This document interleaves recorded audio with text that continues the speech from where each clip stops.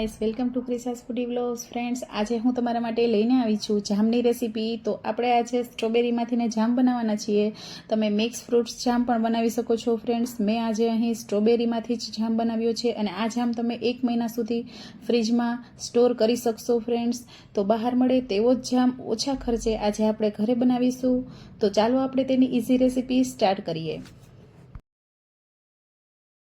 સ્ટ્રોબેરીનો જામ બનાવવા માટે ફ્રેન્ડ્સ આપણે અહીં 500 ગ્રામ વોશ કરીને સ્ટ્રોબેરી લઈ લીધી છે. તેને આ રીતના આપણે પીસ કરી લીધા છે. તેમાં આપણે 200 ગ્રામ આપણે ખાંડની જરૂર પડશે અને અડધું અહીં લીંબુ મેં લીધું છે. ફ્રેન્ડ્સ, તો આમાં ખૂબ જ ઓછી વસ્તુઓથી આ જામ ઘરે બનીને રેડી થશે. તો ચાલો આપણે આગળની પ્રોસેસ સ્ટાર્ટ કરીએ. આપણે અહીં ફ્રેન્ડ્સ જાડા તળિયાવાળું વાસણ લેવાનું છે. તો મેં અહીં જાડા તળિયાવાળી પેન લીધી છે. તેમાં આપણે સ્ટ્રોબેરીને એડ કરી દઈએ. ગેસની ફ્લેમ આપણે અત્યારે ઓફ રાખી છે. અત્યારે સ્ટાર્ટ કરવાની કોઈ જરૂર નથી. અને હવે તેમાં આપણે 200 ગ્રામ જે ખાંડ લીધી હતી તેને એડ કરી દઈએ અને અડધો લીંબુનો રસ આ રીતે આપણે તેના બી હટાવી અને આપણે આમાં એડ કરી દઈએ. હવે ફ્રેન્ડ્સ આપણે આ ત્રણેય વસ્તુઓને ચમચાની મદદથી આ રીતના મિક્સ કરી લઈએ.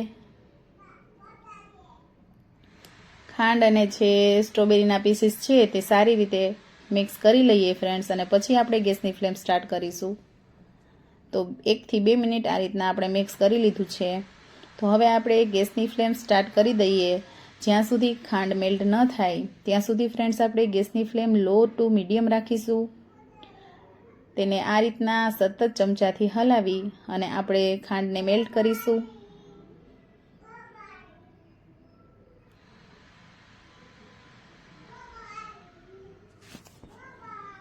2 થી 3 મિનિટ થઈ ગઈ છે. તો તમે જુઓ ખાંડ આપણી મેલ્ટ થવા લાગી છે. તો આ રીતે આપણે સ્લો ટુ મીડિયમ ફ્લેમ પર સતત ચમચાને હલાવતા જઈશું, જેથી કરીને સ્ટ્રોબેરી પાણી છોડે અને ખાંડ આપણી એકદમ સરસ મેલ્ટ થઈ જાય.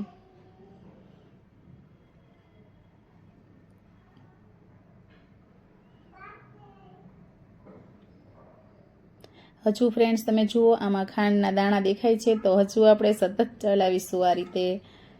તો ખાંડ આપણી એકદમ સરસ મેલ્ટ થઈ ગઈ છે. ફ્રેન્ડ્સ, તમે જુઓ તેમાંથી કેટલું બધું પાણી છૂટવા લાગ્યું છે અને એકદમ સરસ ખાંડના દાણા મેલ્ટ થઈ ગયા છે. તો ફ્રેન્ડ્સ, હવે તમે ગેસની ફ્લેમ થોડી હાઈ કરી શકો છો.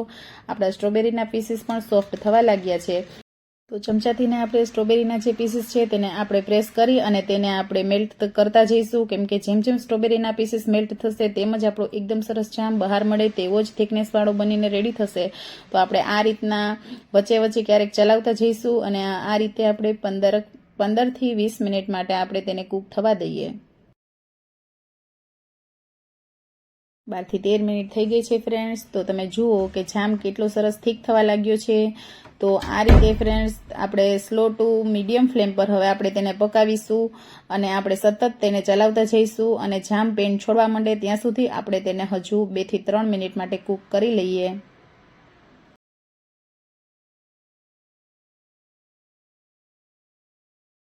ફરી 2 થી 3 મિનિટ આપણે કૂક કર્યું છે ફ્રેન્ડ્સ. ટોટલ 15 મિનિટ જેવું આપણે કૂક થવા દીધું છે. તો તમે જુઓ સ્ટ્રોબેરીનું જામનું મિક્સચર હજુ થોડું ઢીલું છે. તે આ રીતે નીચે આવે તો તે હજુ પરફેક્ટ નથી. બહાર જામ મળે તેવું કન્સિસ્ટન્સી હજી નથી આની થઈ. તો હજુ આપણે 2 થી 3 મિનિટ માટે કૂક કરી લઈએ.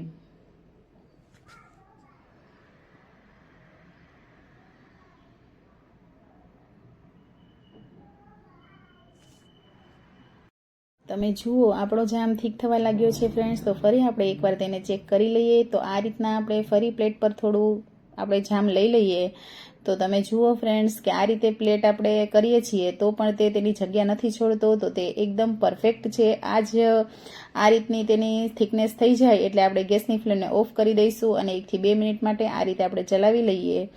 અને જામ એકદમ બહાર મળે તેવો જ આપણે બને એના માટે આપણે તેને એકદમ ઠંડો થવા દઈશું અને પછી આપણે તેને એરટાઇટ બોટલમાં ભરી લઈશું. ફ્રેન્ડ્સ, 10 થી 15 મિનિટ થઈ ગઈ છે. એકદમ સરસ જામ ઠંડો થઈ ગયો છે. તમે જોઈ શકો છો અત્યારે લાઇટ બરોબર ઉપર નથી, એના લીધે કલર થોડોક ડાર્ક લાગે છે. બાકી એકદમ સરસ રેડ કલરનો જામ બનીને રેડી થયો હતો ફ્રેન્ડ્સ.